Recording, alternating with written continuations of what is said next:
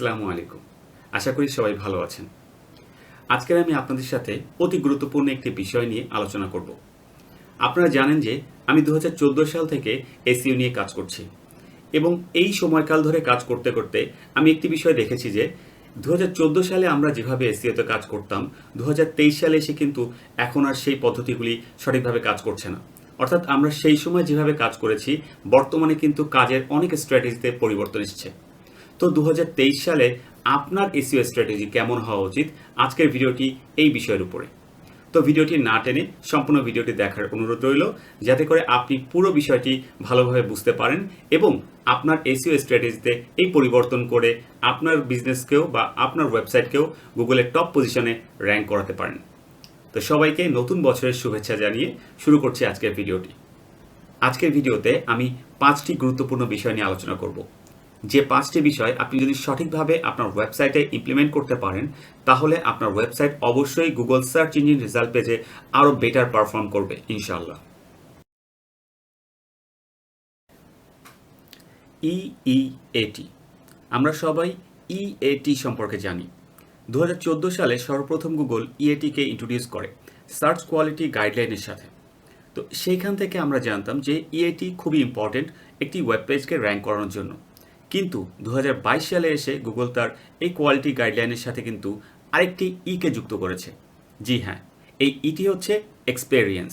আগে শুধু ছিল এক্সপার্টাইজ, অথরিটিভনেস, ট্রাস্টওয়ার্দিনেস, এই তিনটে বিষয়। কিন্তু এখন গুগল একটি ওয়েবসাইটকে র্যাঙ্ক করার জন্য এক্সপেরিয়েন্সকেও ভ্যালু দিচ্ছে।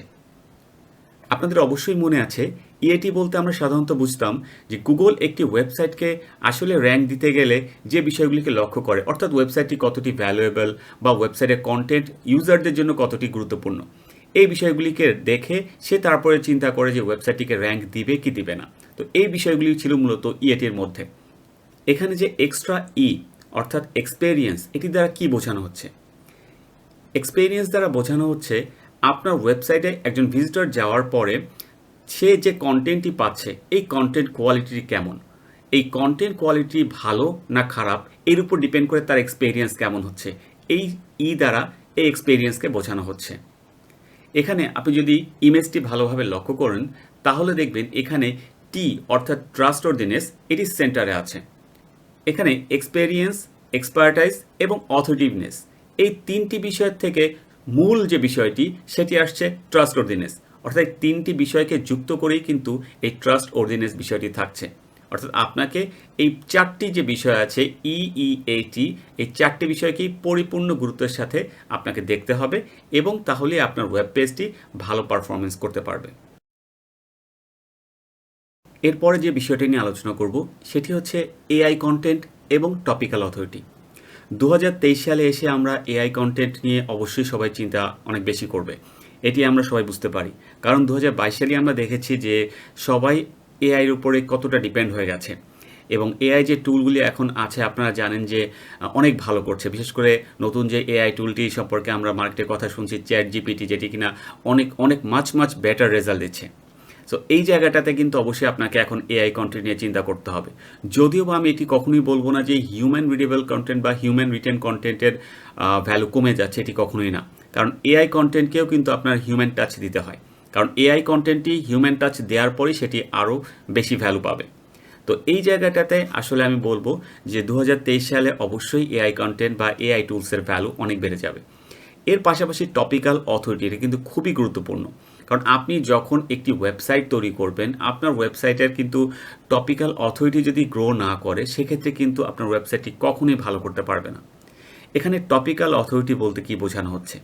টপিক্যাল অথরিটি হচ্ছে যখন আপনি একটা নির্দিষ্ট বিষয়ে কন্টেন্ট লিখবেন আপনাকে এই বিষয়ের আনুপ্রাসঙ্গিক যে বিষয়গুলি থাকে সেগুলোকেও নিয়েও কন্টেন্ট লিখতে হবে। যেমন ধরি আপনি একটি কন্টেন্ট লিখছেন এসইও এক্সপার্ট নিয়ে। এখন শুধু যদি আপনি এসইও এক্সপার্ট নিয়ে কন্টেন্টই লেখেন গুগলের কাছে এটি কিন্তু খুব বেশি ভ্যালু নাও পেতে পারে। কারণ এই একটি কন্টেন্টকে গুগল যে র্যাঙ্ক দিবে তার কোনো কিন্তু গ্যারান্টি নেই।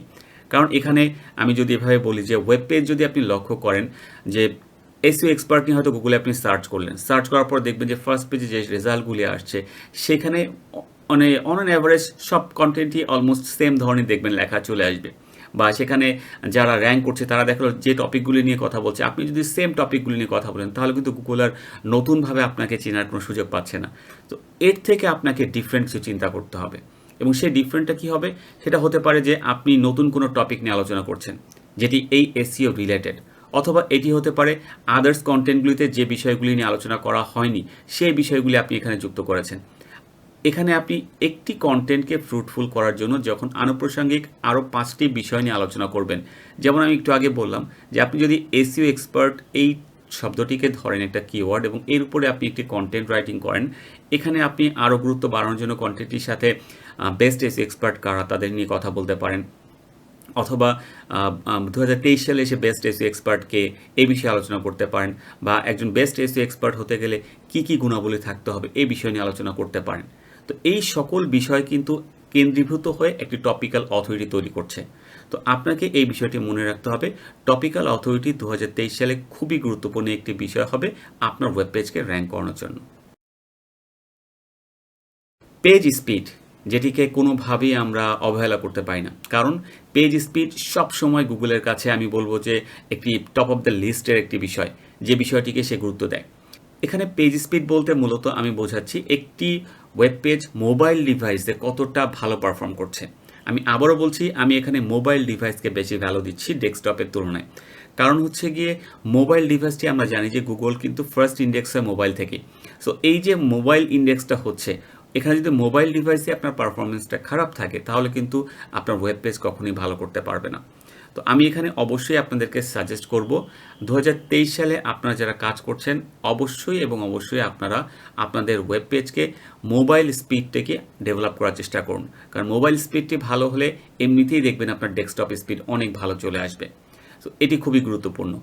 এখন এই স্পিডটি ডেভেলপ করার জন্য আপনি কী করতে পারেন, এখানে আমি কয়েকটি বিষয় আপনাকে মনে করে দিতে পারি। ফার্স্ট, আপনি ভালো হোস্টিং ব্যবহার করুন। এখানে আপনি সাধারণত আমরা যে হোস্টিংগুলি ব্যবহার করে দেখা যায় অনেক লো কোয়ালিটির হোস্টিং থাকে, আর নতুন যারা আমরা শুরু করছি আমাদের কাছে সেই পরিমাণ অর্থ থাকে না যে আমরা খুব ডেডিকেটেড সার্ভার নিব বা ক্লাউড হোস্টিং ইউজ করব। তো এক্ষেত্রে আমাদেরকে শেয়ার্ড হোস্টিংয়ের উপর ডিপেন্ড করতে হয়। বাট শেয়ার্ড হোস্টিং ইউজ করলেও আমি আপনাদেরকে সাজেস্ট করব যে ভালো মানের শেয়ার্ড হোস্টিং যারা প্রোভাইড করে এমন কিছু প্রোভাইডারের কাছ থেকে আপনি যদি হোস্টিংটি নিতে পারেন এটি ভালো আপনার জন্য। যেমন আমি যদি একজনের নাম বলি সেক্ষেত্রে আমি বলবো সাইট গ্রাউন্ডের কথা, তারপরে হোস্ট ইঞ্জার, A2 হোস্টিং, এই যে তিনটি সাইটের নাম বললাম এই প্রোভাইডারের কাছ থেকে কিন্তু আপনি আপনার হোস্টিংটি পারচেস করতে পারেন, এবং এরাও শেয়ার্ড হোস্টিং প্রোভাইড করে থাকে এবং এদের স্পিড তুলনামূলকভাবে আমি বলবো আদার্স যে প্রোভাইডার আছে তাদের থেকে অনেক ভালো পাবেন ইনশাআল্লাহ। সেকেন্ড যে বিষয় সেটি হচ্ছে আপনার ওয়েবসাইটটি কীভাবে তৈরি করছেন। এখানে কিন্তু শুধু যে আপনার হোস্টিং ভালো হলেই আপনি ভালো করবেন বিষয়টি এমন না, আপনার পেজের স্পিড অনেক অংশে ডিপেন্ড করে আপনার ওয়েবসাইটটি কিভাবে তৈরি করা হচ্ছে। অর্থাৎ আপনি যদি ওয়েবসাইটের মধ্যে অবাঞ্ছিত অনেক কোড ইউজ করেন, যেমন আপনি যদি ওয়ার্ডপ্রেস ইউজ করেন, ওয়ার্ডপ্রেসের ক্ষেত্রে আমরা দেখা যায় অবাঞ্ছিত অনেক প্লাগইন ইউজ করেছেন, বা আপনি ভালো থিম ব্যবহার করছেন না, এক্ষেত্রে কিন্তু আপনার পেজ স্পিড অনেক খারাপ হয়ে যাবে। সো এই বিষয়টি আপনাকে মাথায় রাখতে হবে। পাশাপাশি আরেকটি গুরুত্বপূর্ণ বিষয় হচ্ছে ওয়েবসাইটের ইমেজ। এখানে সবসময় মনে রাখবেন ওয়েবসাইটের ভালো কোয়ালিটির ইমেজ যদি আপনি ব্যবহার করতে চান, অর্থাৎ অনেক হাই রেজুলেশনের ইমেজ যদি আপনি ব্যবহার করেন তাহলে কিন্তু আপনার ওয়েবসাইটের পেজ স্পিড অনেক স্লো হয়ে যাবে। সো এইখানে আপনাকে ইমেজ ব্যবহারের ক্ষেত্রে মনে রাখতে হবে নেক্সট জেনারেশনের যে আমরা ইমেজ ফাইল ফরম্যাটগুলি আছে যেমন ওয়েবপি যেটিকে আমরা বলি। সো আপনি পিএনজি আর জেপিজি থেকে যদি আপনি সম্ভব হয় ওয়েবপি ফরম্যাটে ইমেজগুলি ব্যবহার করেন, সেখানে ফাইল সাইজটাও অনেক কম থাকবে এবং ইমেজটিও যেহেতু ওয়েবপি ফরম্যাটটি গুগল সাপোর্ট করে এবং গুগল এটিকে রেকমেন্ড করে, সো এক্ষেত্রে অবশ্যই আপনার ওয়েব পেজের পারফরমেন্সটাও অনেক ভালো হবে বলে আমি বিশ্বাস করি। তো এই কয়েকটি বিষয় যদি আপনি গুরুত্ব সহকারে দেখেন তাহলে ইনশাআল্লাহ আশা করছি আপনার ওয়েব পেজের স্পিডটি অনেক ভালো পাবেন আপনি। সিম্যান্টিক সার্চ বা সিম্যান্টিক এসইও। সিম্যান্টিক সার্চ বলতে আমরা কি বুঝি? সিম্যান্টিক সার্চ বলতে যে বিষয়টি বোঝায় সেটি হচ্ছে গুগলে কোনো একটি বিষয় সার্চ করা হলে গুগল শুধুমাত্র যে কোনো রেজাল্টকে তার সার্চ ইঞ্জিন রেজাল্ট পেজে র্যাঙ্ক দেবে বিষয়টি এমন না। গুগল এই সার্চ ইন্টেন্টটিকে বুঝবে, অর্থাৎ কী উদ্দেশ্যে সার্চটি করা হয়েছে এবং কী ধরনের সার্চ কোয়েরি রেজাল্ট সে চাচ্ছে এই বিষয়টিকে বুঝে দেন গুগলের কাছে যে রেজাল্ট পেজটিকে সব থেকে অ্যাপ্রোপ্রিয়েট হবে সেই রেজাল্টটিকে সে টপ পজিশনে বা ফার্স্ট পেজে র্যাঙ্ক দিবে। এই বিষয়টি হচ্ছে সিম্যান্টিক সার্চ। এবং সিম্যান্টিক এসইও হচ্ছে 2023 সালে এসে আপনি যদি এটি চিন্তা করে থাকেন যে আমি শুধুমাত্র কিওয়ার্ড চুজ করব এবং ওই কিওয়ার্ডটি শুধু আমার ওয়েব পেজের মধ্যে দিলেই র্যাঙ্ক করব, তাহলে এই বিষয়টি সম্পূর্ণ ভুল। যেমন ধরুন আমি এখানে চুজ করলাম how to make a garden. তো এই যে how to make a garden আমি একটি টপিক চুজ করলাম এখানে। তো এই টপিকটির উপর দেখা যাবে গুগলের ফার্স্ট পেজে যারা র্যাঙ্ক করছে, মোস্ট প্রবাবলি সবার পেজগুলোতে গেলে আপনি দেখবেন যে অলমোস্ট আপনি ফার্স্ট পেজে যে বিষয়গুলি আছে আপনার যে রাইটার হবে তাকে যখন লিখতে দিবেন আপনি, সেও এই বিষয় থেকেই ধারণা নিয়েই লিখছে, অথবা সে এই বিষয়গুলিকে জাস্ট কিছু ওয়ার্ড চেঞ্জ করছে অথবা কিছু সেন্টেন্স চেঞ্জ করছে, বাট সে কিন্তু মূল বিষয়টি একই থেকে যাচ্ছে। সো যখন এই ধরনের রেজাল্টকে গুগল পাবে তখন কিন্তু আর গুগল ওই রেজাল্টটিকে ফার্স্ট পেজে কখনোই আর র্যাঙ্ক দিবে না, কারণ অলরেডি গুগলের কাছে সেই রেজাল্টটা কিন্তু আছে, সেই কথাগুলি কিন্তু বা সেই শব্দগুলি গুগলের কাছে আছে। সো আপনাকে অবশ্যই বুঝতে হবে এখানে সিমেন্টিক এসইও বলতে আমরা মূলত সেই বিষয়টি বোঝাচ্ছি, যেটি হচ্ছে শুধুমাত্র আপনি কিওয়ার্ডকে ফোকাস না করে আপনি এক্সট্রা কোনো ভ্যালু অ্যাড করার চেষ্টা করেন, যেটা আমরা টপিক্যাল অথরিটিতে বলেছিলাম। সো টপিক্যাল অথরিটির সাথে কিন্তু ম্যাচ হয়ে যাচ্ছে আপনি যদি একটু খেয়াল করেন। সো আপনি চেষ্টা করেন এখানে এমন কোনো ভ্যালু অ্যাডেড ইনফরমেশন আনতে যে ইনফরমেশনটি হয়তো ফার্স্ট পেজে যারা র্যাঙ্ক করছে তারা দেয়নি, বাট তাদের থেকে ডিফারেন্ট কিছু একটা অ্যাপ্রোচ চেষ্টা করেন যে গার্ডেনিং করার এই ওয়েটা, বা আপনি এখানে গার্ডেনিং সম্পর্কে যখন বলা হচ্ছে আপনি এখানে আদার্স গার্ডেনিংগুলো নিয়ে কথা বলুন, যেখানে মানুষের জায়গার স্বল্পতা হয়ে আছে, সবাই ইনডোর গার্ডেনিংকে ভ্যালু দিচ্ছে, সবাই যে চার ব্যালকনি বা হাউস বা মানে ঘরের মধ্যে যে গার্ডেনিং সিস্টেমটি হচ্ছে, তো আপনি এই বিষয়কে নিয়ে কথা বলুন। তাহলে দেখবেন অবশ্যই আপনার যে নতুন যে পেজটিকে আপনি তৈরি করছেন সেই পেজটি ফার্স্ট পেজে র্যাঙ্ক করার একটা ভালো সম্ভাবনা থেকে যাবে। সর্বশেষ যে বিষয়টি আলোচনা করব সেটি হচ্ছে গুগল অ্যালগরিদম আপডেট। আপনারা সবাই এটির সাথে অলরেডি পরিচিত এবং সবাই আমরা আসলে 2010 সালের পর থেকে যারা ইন্ডাস্ট্রিতে কাজ করছেন সবাই এটির সাথে সবসময় ইউজ টু হয়ে আসছেন, কারণ 2010 সালের পর থেকে সাধারণত সবচেয়ে বড় অ্যালগরিদমিক চেঞ্জেসগুলি আসছে। গুগল পান্ডা, পেঙ্গুইন, তারপরে আদার্স যে অ্যালগরিদমগুলি চেঞ্জ আসছে এবং এখন পর্যন্ত অ্যালগরিদমিক চেঞ্জ চলে আসছে। এবং এখানে সবথেকে মজার বিষয় হচ্ছে যখনই কোনো একটা অ্যালগরিদমিক আপডেট আসে আমাদের সবার মধ্যে কেমন একটা ভয় কাজ করে যে কি হতে যাচ্ছে, আমার সাইটটা কি হবে। আমরা সবাই আসলে তখন মানে কি বলবো যে ছোটাছুটি শুরু করে দিই। যে বিষয়টা এরকম যে আমি যদি বলি আর্থকুইক এসছে তখনই আমরা কি করি সবাই, মানে কি করব আমি দৌড়ালে যে বাঁচতে পারবো বিষয়টি এমন না, বাট আমরা কি করি ছোটাছুটি শুরু করি। তো এই যে অস্থিরতাটা কাজ করে এটা কিন্তু মোটেই ঠিক না, কারণ এই অস্থিরতা যখনই আপনার মধ্যে কাজ করবে তখনই আপনি ভুল ডিসিশন নেওয়ার সম্ভাবনা বেড়ে যাবে। তো আমরা যখনই কোনো অ্যালগরিদমিক চেঞ্জ আসে এটি কিন্তু আমরা তখন স্বাভাবিকভাবে দেখি না, আমরা অনেকেই এটা নিয়ে খুব দ্রুত রিয়াকশন করি, খুব দ্রুত কোনো একটা ওয়েবসাইটে চেঞ্জেস করে ফেলি এবং যার ফলে কিন্তু ওয়েবসাইটে আরও দেখা যায় ক্ষতি হয়ে যায়। আপনি যদি এই লিস্টটি ভালোভাবে লক্ষ্য করেন তখন দেখবেন এখানে 2022 সালে যে অ্যালগরিদমিক আপডেটগুলি আসছে সেই আপডেটগুলি একটি লিস্ট দেওয়া আছে এবং আপনি যদি একটু ভালো করে লক্ষ্য করুন এখানে কী কী অ্যালগরিদমিক আপডেট 2022 সালে এসছে। এখানে দেখুন পেজ স্পিড মানে পেজ এক্সপেরিয়েন্স নিয়ে একটি আপডেট আসছে, এখানে প্রোডাক্ট রিভিউ নিয়ে একটি আপডেট আসছে, এখানে প্রোডাক্ট রিভিউ নিয়ে এখানে আরেকটি আপডেট, প্রোডাক্ট রিভিউ নিয়ে এখানে আরেকটি আপডেট। তো 3টি আপডেট আসছে 2022 সালে প্রোডাক্ট রিভিউ নিয়ে। কোর আপডেট আসছে দুটি কোর আপডেট আসছে। এর পাশাপাশি স্প্যাম আপডেট আসছে, দেখুন স্প্যাম আপডেট আসছে। তো এক বছরের মধ্যে এতগুলি আপডেট যদি আসে, আমি বলতে গেলে মানে 12 মাসে 12টা আপডেট যদি থাকে তাহলে আপনি কি প্রতিটা মাসে এরকম আপডেট আসলে যদি আপনি প্যানিক হয়ে যান, আপনি যদি অস্থির হয়ে ভুল ডিসিশন নেন তাহলে তো আপনার ওয়েবসাইটে ক্ষতি হয়ে যাবে, তাই না?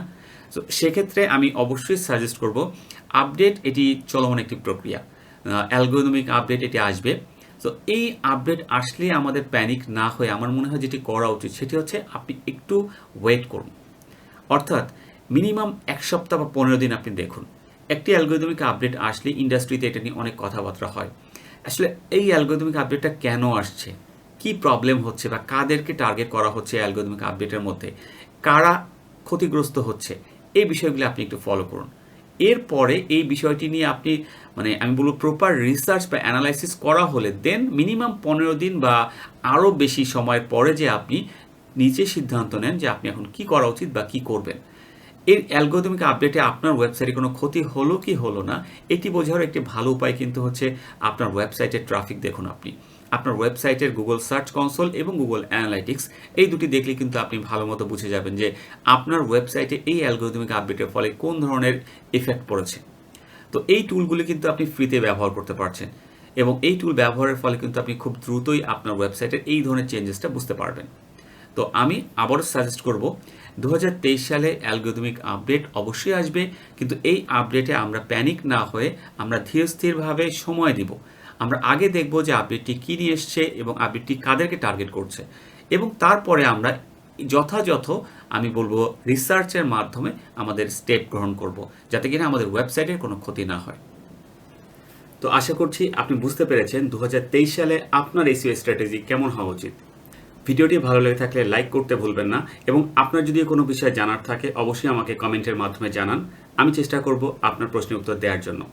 এছাড়া আমার চ্যানেলে যারা নতুন তারা অবশ্যই চ্যানেলটিকে সাবস্ক্রাইব করবেন, এবং সাবস্ক্রাইব করার পরে অবশ্যই বেল বাটনে ক্লিক করবেন, তাহলে আপনি আমার চ্যানেলে পরবর্তী ভিডিও আসলেই আপডেট পেয়ে যাবেন। সবাই ভালো থাকবেন। নতুন বছরের শুভেচ্ছা জানিয়ে ধন্যবাদ সবাইকে।